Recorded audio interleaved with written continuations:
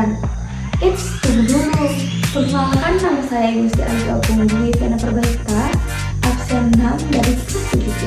Oke, langsung aja kita ke ceritanya. Putri Salju dan Mawar Merah. Pada suatu ketika di sebuah desa kecil di suatu kota kecil, tinggallah seorang wanita dengan 2 putrinya.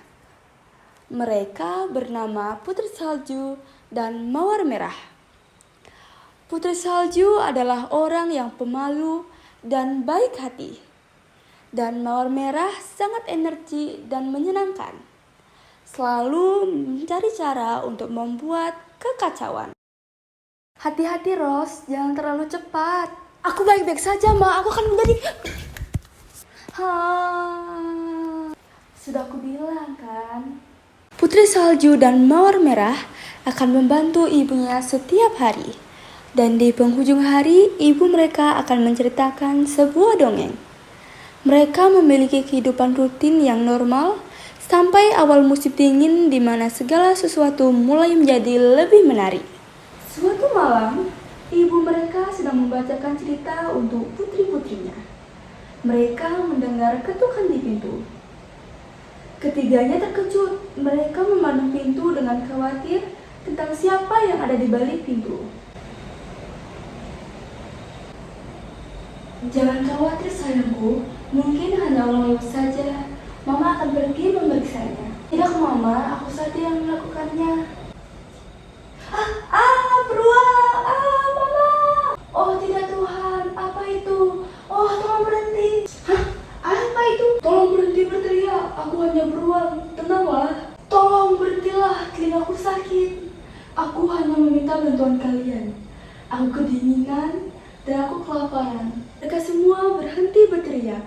Ketika beruang itu berbicara, dia tidak seperti beruang lain. Suaranya lembut. Mohon maaf, silakan masuk. Mereka bertiga menatapnya dan memberinya masuk. Minumlah sesuatu yang hangat. Rose, ambilkan selimut untuknya. Malam itu terjalin persahabatan yang bertahan sepanjang musim dingin. Setiap hari, beruang itu akan datang ke rumah mereka membawa hadiah. Mereka akan membagi kehangatan. Seiring waktu berlalu, musim dingin telah berlalu. Sudah waktunya bagi dia untuk pergi. Jika itu bukan karena mantra, aku tidak akan bertemu kalian berdua. Apa maksudmu? Mantra apa? Kau tidak harus pergi, kau bisa tinggal bersama kami. Aku harus pergi, terima kasih atas semua yang telah kalian lakukan. Tapi sekarang musim dingin telah berakhir. Aku harus pergi. Beberapa hari kemudian, Putri Salju dan Mawar Merah berjalan melalui hutan mengambil buah-buahan dan juga kayu. Tiba-tiba, mereka mendengar teriakan aneh datang dari depan mereka. Mereka mengikuti suara itu dan melihat sesuatu yang aneh. Seorang kurcaci memiliki janggut yang panjang terselip di bawah pohon yang tumbang. Saat ia melompat-lompat berteriak frustasi, janggut bodoh dan pohon konyol. Berhenti melihat, kalian berdua cepat kesini dan cepat bantu aku. Mereka menjatuhkan barang-barang mereka.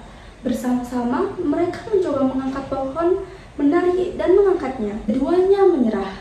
Tiba-tiba Mawar Merah punya ide. Kurcaci terus lompat-lompat sampai dia melihat apa yang ada di tangan Mawar Merah. Gunting! Apa yang kau lakukan? Tidak berguna. Jenggotku yang sangat berharga. Gadis-gadis itu terhibur dengan perilaku kurcaci. Mereka telah membantunya. Namun dia marah kepada mereka. Dia terus memarahi mereka dan kemudian berjalan pergi ke hutan bahkan tanpa mengucapkan terima kasih. Keesokan harinya, para gadis memutuskan untuk berjalan-jalan di dekat sungai. Sekali lagi, mereka mendengar jeritan kecil. Jeritan kecil dari kurcaci yang mereka temui. Gadis-gadis itu sekali lagi berlari untuk membantunya. Kali ini janggutnya bersangkut di mulut ikan. Ikan yang konyol, beraninya kau. Sekarang, apa yang sudah kau lakukan? Tidakkah kalian melihat? Lihat, yang di bawah mengerikan ini menarikku ke dalam air. Tolong aku. Putri Salju dan Mawar Merah memutuskan untuk membantunya lagi. Wow, kita tidak bisa memenangkan ini. Kita semua akan tenggelam dalam air. Aku tidak tahan lagi, aku akan memotong jenggotmu. Ah, kenapa kau memotong jenggotku? Bagaimana aku akan menunjukkan wajah kepada teman-temanku? Kau gadis-gadis yang bodoh. Gadis-gadis itu merasa terhibur dan mulai ketawa. Tapi kemudian, mereka mendengar di atas batu besar di belakang mereka, seorang pemuda terbaring di atas tanah dengan memar di dahinya. Hei, kau siapa? Apa yang kau lakukan di sini? Aku Adam, aku mencari saudaraku Joseph. Dia telah hilang sejak musim dingin. Oh, aku Putri Salju, dan ini adik perempuanku Mawar Merah. Bisakah kami membantumu?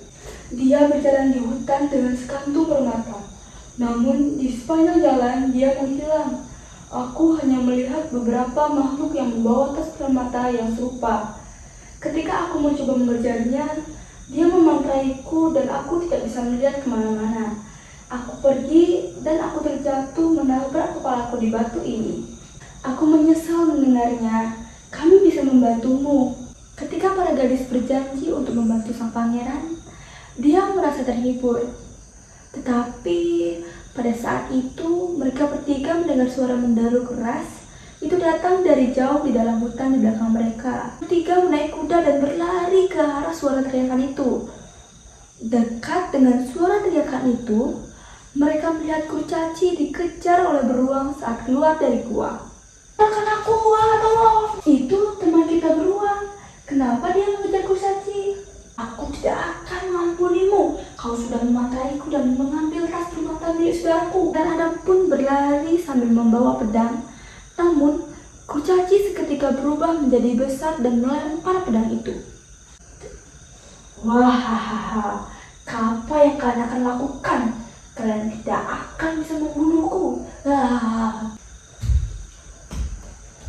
Aku sudah jadi raksasa.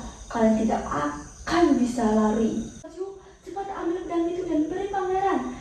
Potong janggut kurcaci karena disitulah letak kekuatannya. Putri Salju pun berlari sambil membawa pedang dan terus mengambil guntingnya dan segera berlari untuk memotong jenggotnya.